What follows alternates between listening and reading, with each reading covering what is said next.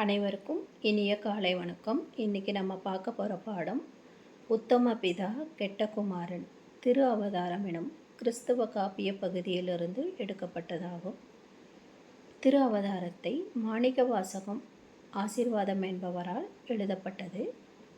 இவை 4 காண்டங்களை உடையது. 1936 முதல் 1946 வரையான காலகட்டங்களில் தமிழ் மாத இதழ்களில் வெளிவந்தன.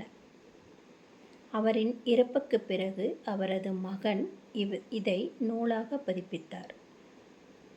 திரு அவதாரம் எனும் இக்காப்பியமானது 4 காண்டங்களை உடையது. மனிதனின் மேன்மையையும் மன்னித்தலின் மாண்பையையும் குறிப்பிடுவதாக உத்தமபிதா கெட்டகுமாரன் கதை பகுதி அமைந்துள்ளது. அது என்னன்றதை நம்ம இப்போ பார்க்கலாம். இயேசு கிறிஸ்துவானவர் பாவிகளுக்கும் பரிசுத்தமில்லாதவர்களுக்கும் கண்ணியமில்லாதவர்களுக்கும் போதகர்களுக்கும் போதிப்பதாக இக்கதை அமைந்துள்ளது. இக்கதையானது ஒரு தந்தைக்கு 2 மகன்கள் இருந்தார்கள். அதில் மூத்தவன் தந்தை சொல்மிக்க மந்திரமென வாழ்ந்து வந்தான். இளையவனோ ஊதாரியாக வாழ்ந்து வந்தான். அதுதான் என்னன்னு நம்ம பார்க்கலாம். இயேசுவானவர் மனந்திருந்துதலும் மன்னிப்பதும் எவ்வாறு மனிதனுக்கு முக்கியத்துவம் வாய்ந்தது என்பதை ஒரு கதையாக மனிதர்களுக்கு விளக்கியுள்ளார். அதை முதலில் போதகர்களுக்கும் சக மனிதர்களுக்கும் ஊழியக்காரர்களுக்கும் போதித்தார் என்பதாக தெரிகிறது. பாடப்பகுதியில் திருவருளின் மாமகத்துவமே தெரிய செப்பினாரே உத்தம பிதா உவமை. பெருந்தனவன் கண்ணியவான் காருண்யன் பிரபுகுணம் கொண்டிருந்தவன். இளைஞனோ நட்புத்தியிலான் இட்டமிலான் தந்தையின் கீழ் இருக்க சிறுமதியார் சேராதொன தோழரோடே சேர்ந்தவன். சிநேகமுமே செய்தவனே அப்படின்னு சொல்கிறாங்க முதல் வரியில். திருவருளின் மாமகத்துவமே தெரிய செப்பினாரே உத்தம பிதா அப்படின்றது என்ன அப்படின்னா, திருவருள் கடவுளின் அன்பும் அரவணைப்பும் கிடைத்தால் ஒரு மனிதன் எந்த நிலைமையிலும் சந்தோஷமாக இருக்கலாம். அதிலும் இந்த உத்தம பிதாவானவர் செல்வ செழிப்பு மிக்கவராகவும் அந்த ஊரில் மதிப்பு மிக்க மனிதராகவும் இருந்தார். அவருக்கு 2 மகன்கள் இருந்தார்கள். அதில் மூத்தவன் கண்ணியவான் அப்படின்னு சொல்கிறாங்க. கண்ணியவான் என்பது என்ன அப்படின்னா, அந்த ஊரில் அவனுக்கென்று ஒரு நல்ல நன்மதிப்புடன் இருந்தவனாக தெரிகிறது. காருண்யன் பிறருக்கு உதவி செய்யும் மனதை கொண்டுள்ள மகனாக இருந்தான். இது எங்கிருந்து அவனுக்கு கிடைத்தது என்பது தன் தந்தையிடமிருந்து கற்றுக்கொண்டான். இளையவனோ நட்புத்தியில்லான் அப்படின்னு சொல்கிறாங்க. அப்படின்னா என்ன?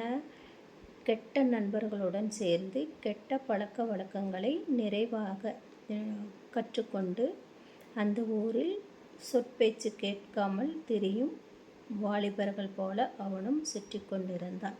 அதுவும் சிறுமதியார் சேராதொன தோழரோட சேர்ந்தவன் அப்படின்னு சொல்கிறாங்க. சிறுமதியால் சேராதொன தோழரோடே அப்படின்னா என்ன? அந்த தோழர்களுக்கு உலகில் உள்ள அந்த ஊரில் உள்ள கெட்ட எண்ணங்களும் கெட்ட பழக்க வழக்கங்களும் நிறைவாக இருந்ததாக தெரிகிறது.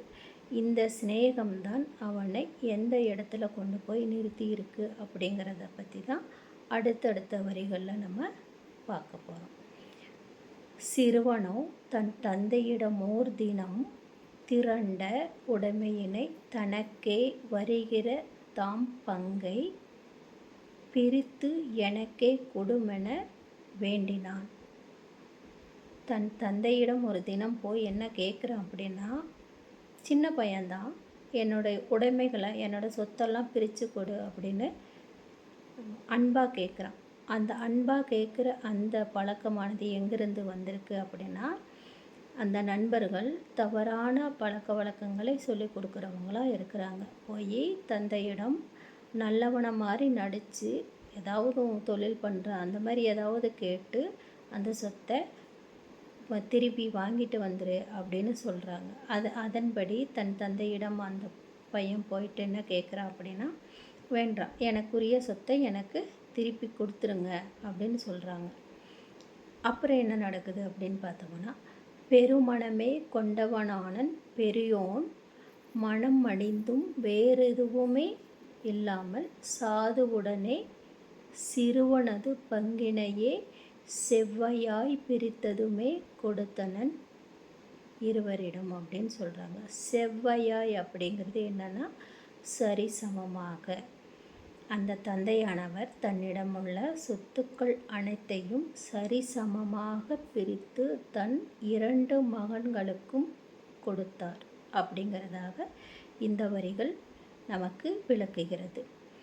இதில் தந்தையிடம் அந்த இளைய மகனானவன் மனம் மடிந்து கேட்கல. எப்படி சொல்கிறது, என்னோடய சொத்து எனக்கு கொடுக்கணும் அப்படிங்கிறத அவன் கேட்குறான். அதற்கு இளைய மகன் இந்த மாதிரி கேட்கும் பொழுது மூத்த மகன் எனக்கு என் சொத்தெல்லாம் பெருசில்லை, எனக்கு அப்பா தான் வேணும் அப்படிங்கிற மாதிரி மிகவும் சாதுவுடனே சிறுவனது பங்கை திருப்பி கொடுக்குறாங்க. அவன் அதை வாங்கிட்டு ஒரு சுத்த போகிறதா இந்த கதையோட பகுதியாக இருக்குது. மீதி என்ன அப்படிங்கிறத நம்ம அடுத்த காணொளியில் காணலாம். நன்றி, வணக்கம்.